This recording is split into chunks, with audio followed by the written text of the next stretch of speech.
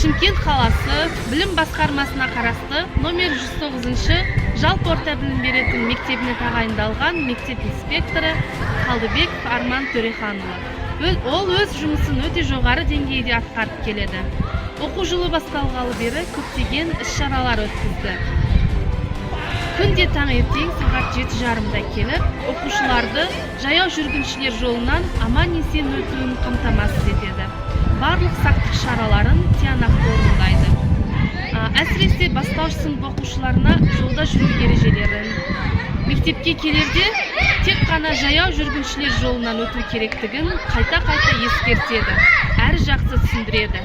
Мектеп инспекторына ата-аналардың да, мектеп ұстаздарының да алғысы шексіз.